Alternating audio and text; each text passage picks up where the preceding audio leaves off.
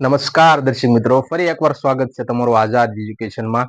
તો આપણે વાત કરવાની છે કે ભાઈ જે પોલીસની ભરતી આવનારી નવી એલઆરડીની જે ભરતી આવી રહી છે કે જેની જાહેરાત થઈ ચૂકી છે અને તમને બધાને જાણ જ હશે. તો એની અંદર કે જ્યારે ભરતી બારી આવશે તેના ફોર્મ ક્યારે ભરાશે અને તેનું ગ્રાઉન્ડ ક્યારે હશે તેની સંપૂર્ણ માહિતી છે એ આપણે આ આગળના સેશનમાં વાત કરીશું. જો તમે મારા સેશનમાં નવા છો તો વિડીયોને લાઈક કરો, શેર કરો અને મારી ચેનલને સબસ્ક્રાઇબ કરો. તો આપણે વાત કરીએ કે ભાઈ ખાખીના નવા યોદ્ધાઓ માટે નવો અવસર કે ગુજરાત સરકાર દ્વારા જે કોઈ પણ સરકારી ભરતી બારી પડે છે તેમાં સૌથી વધારેમાં વધારે જો વેકેન્સી આવતી હોય તો એ એલઆરડી કોન્સ્ટેબલની ભરતી છે. અને બાકી બધી જે સરકારી ભરતી છે તેની અંદર છે એ વેકેન્સી છે એ ખૂબ જ ઓછી હોય છે.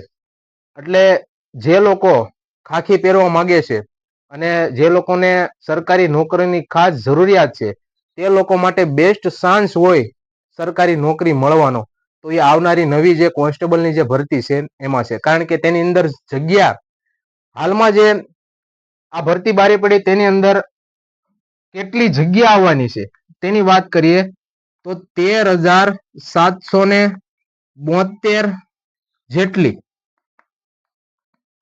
અથવા તો તેની આજુબાજુ, મતલબમાં વાત કરીએ તો 13,000+ વેકેન્સી આવવાની. હાલમાં જે ભરતી ચાલી રહી છે તે લગભગ 12,000+ જેવી વેકેન્સી હતી. તો તેની કરતા પણ વધારે આવનારી ભરતી છે તેમાં જગ્યા આવવાની છે. પછી વાત કરીએ કે જો આ જે ભરતી છે આવનારી નવી ભરતી તેની ચોક્કસ તારીખ નથી જાહેર થઈ કે ક્યારે તેના ફોર્મ ભરાશે, પરંતુ એવો અંદાજ મૂકેલો છે સરકારે કે ડિસેમ્બર મહિનામાં, આજે 1 નવેમ્બર થઈ છે તો મતલબમાં 1 મહિના પછી ડિસેમ્બર મહિનામાં છે તેના ફોર્મ ભરાવાના ચાલુ થવાના છે. પરંતુ આપણે તેનો અંદાજ મૂકીએ કે ડિસેમ્બર થી ઓગસ્ટ 2026 આ જે ગાળો છે આ મહિનાની અંદર આટલા સમયની અંદર છે આવનારી જે ભરતી છે તેના ફોર્મ ભરાવાની શક્યતા પૂરેપૂરી છે. પછી વાત કરીએ કે ભાઈ એનું ગ્રાઉન્ડ, તો ગ્રાઉન્ડ છે આજે હમણાં દિવાળી ગઈ છે તો આવતી દિવાળી એટલે 2026ની જે દિવાળી છે એ સમયે અથવા તો દિવાળી પછી જ્યારે થોડીક એવી ઠંડી પડવાની શરૂઆત થાય છે તે સમયે છે એ આવનારી એલઆરડી કોન્સ્ટેબલની ભરતીનું જે ગ્રાઉન્ડ લેવામાં આવશે. હું તમને આ વિડીયોમાં આગળ જણાવું છું કે જો ભરતી બારી પડે અને તેના ફોર્મ ભરાવાના ચાલુ થાય તો તે ઉમેદવારને જે ફોર્મ ભરવા માટે કયા કયા ડોક્યુમેન્ટ જરૂરી છે. જો ફોર્મ ભરવાના શરૂ થાય તો દસ્તાવેજ જરૂરી છે. તેમાં પહેલી વાત કરીએ તો વ્યક્તિગત દસ્તાવેજ પેલો આવે છે વ્યક્તિગત દસ્તાવેજ.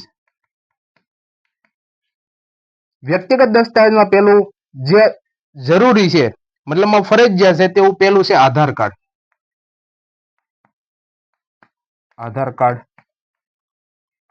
બીજું છે પાન કાર્ડ અથવા અન્ય ઓળખનો પુરાવો. તમારી પાસે પાન કાર્ડ હોય તો પાન કાર્ડ અથવા અન્ય ઓળખનો પુરાવો.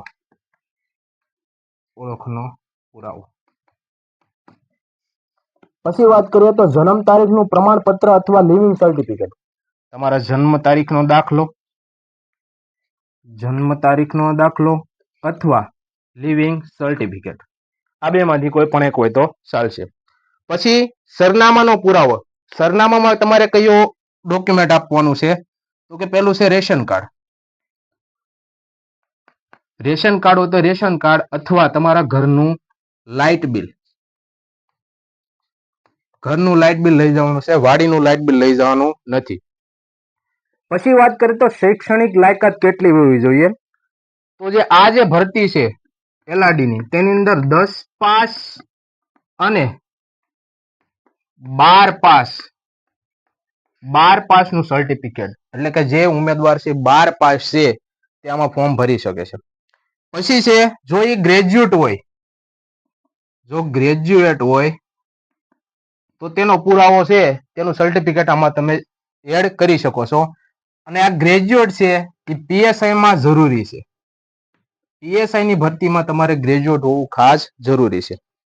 પછી આવે છે સીસીસી, મતલબમાં સીસીસી સર્ટિફિકેટ. જે કોમ્પ્યુટરનો જે કોર્સ આવે છે તેનું સર્ટિફિકેટ. પછી આવશે પાસપોર્ટ સાઇઝનો ફોટો અને તમારી સહી. 2 પાસપોર્ટ સાઇઝના ફોટા, પાસપોર્ટ સાઇઝનો ફોટો અને એની નીચે તમારી સહી, ડિજિટલ સહી કરવાની છે. પછી આવે છે આ જે આપણે આ ફોર્મ ભરી દીધું. ફોર્મ ભર્યા પછી જ્યારે તમારે દોડની, પેલા તો દોડ જ આવશે, બરોબર? એટલે દોડની જ્યારે તારીખ આવે, તમે દોડમાં એટલે કે શારીરિક માપદંડ, તમારી શારીરિક કસોટી આવે, તે ભરતી દરમિયાન જરૂરી શું રહેશે એની વાત કરું છું. જે ઉમેદવારો ભરતીમાં જ્યારે ગ્રાઉન્ડમાં જ્યારે જાય છે ત્યારે સૌપ્રથમ તેમના લોકોને રનિંગ કરાવવામાં આવે છે. એટલે કે રનિંગની અંદર મેલ ઉમેદવાર એટલે કે પુરુષોમાં 5 કિલોમીટર, 5 કિલોમીટર એટલે કે 5000 મીટર, 5000 મીટર એટલે કે 5 કિલોમીટર તમારે રનિંગ કરવાનું હોય છે.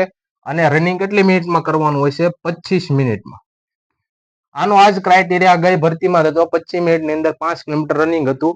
અને આ વખતે પણ 5000 કિલોમીટર તે આવશે, 5000 મીટર આવશે. અને એ જ 25 મિનિટની અંદર પણ ક્રાઇટેરિયા પૂરો કરવાનો રહેશે.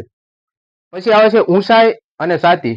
મેલ કેન્ડિડેટમાં ઊંચાઈ અને છાતી, ઊંચાઈ છે લગભગ 165 સેમી જેવી હોવી જોઈએ, 165 સેન્ટીમીટર આ મેલમાં. અને ફિમેલમાં આની કરતા ઓછી હોય છે, ઘણી ઓછી હોય છે. અને છાતી પણ માપવામાં આવે છે. આ જે વાત કરી, આ તમારી હાઈટ છે. તમે જ્યારે ફોર્મ ભરો તમારે એમાં ફોર્મ ફિલઅપમાં કરવાનું આ તમારી એડ કરવાની છે. પરંતુ તમારી છાતી અને હાઈટ જ્યારે તમે ગ્રાઉન્ડ મતલબમાં રનિંગ પાસ કરો પછી જે તમારી માપવામાં આવે છે. પછી આવે છે અન્ય જરૂરી દસ્તાવેજ, જેમ કે ઓબીસી, એસસી, એસટી અને ઈડબ્લ્યુએસ. કાસ્ટ સર્ટિફિકેટ એટલે કે જાતિનું પ્રમાણપત્ર, જાતિ પ્રમાણપત્ર જે લોકો પાસે નથી તેને કઢાવી લેવું. પછી આવે છે નોન ક્રિમિનલ.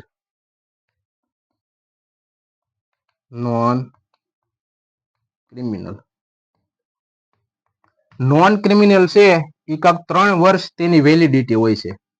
જે લોકોને પૂરું થઈ ગયું હોય એને હું કઢાવી લેજો. બાકી નહીતર જ્યારે ફોર્મ ભરાવાના થાય અને તે સમય દરમિયાન જ્યારે મામલતદારમાં આપણે નોન ક્રિમિનલ કઢાવવા જઈએ અને આપણે ત્યાં ગળદી હોય, મતલબમાં વારો ન હોય ને એવી રીતના કોઈ ઉમેદવાર રહી જાય એવું ન બને, બરોબર? પછી ઈમેલ આઈડી, તમે જ્યારે ફોર્મ ભરો ત્યારે તમારો એક આઈડી માંગશે. એમાં ઈમેલ આઈડી અને મોબાઈલ નંબર, તમારો પરમેનન્ટ જે મોબાઈલ નંબર હોય એ નાખવાનો છે. પછી શિક્ષણની વિગત, એમાં 10મું અને 12મું પાસ છો એની વાત કરવાની છે. પછી સરનામું, તો કે હાલનું પરમેનન્ટ તમે જે જગ્યાએ રહેતા હો, ઘણા સમયથી પરમનન્ટ હો, એ તમારું પરમનન્ટ સરનામું નાખવાનું રહેશે. પછી કેટેગરી, તમે જનરલમાં છો, ઓબીસીમાં છો, એસસી, એસટી, ઈડબ્લ્યુએસ, જે કોઈ પણ કાસ્ટમાં આવતા હોય તેની તમારે માહિતી એડ કરવાની છે. આ સંપૂર્ણ જે તમારું ફોર્મ છે, ફોર્મ ભરાઈ ગયા બાદ ફોર્મ ફિલઅપ થઈ જાય, ફોર્મ છે તમારું સબમિટ થઈ જાય પછી તમારે એની પ્રિન્ટ કઢાવવાની છે. એ પ્રિન્ટ તમારે તમારી જોડે રાખવાની છે. એ પ્રિન્ટની અંદર છે એ તમારો કન્ફર્મેશન નંબર હશે, એ તમને આગળ છે ખૂબ જરૂરી થશે. તો જો સંપૂર્ણ આ જે આપણી છે આવનારી નવી ભરતી, જો એના ફોર્મ ચાલુ થાય ભરાવાનું, તો કેવી રીતના ફોર્મ ભરવા, ક્યાં ક્યાં ડોક્યુમેન્ટ જરૂરી છે, એની સંપૂર્ણ માહિતી આપણા વિડીયોમાં આપી છે. તો તમને અમારો વિડીયો ગમ્યો હોય તો વિડીયોને લાઈક કરો, શેર કરો અને સબસ્ક્રાઇબ કરો.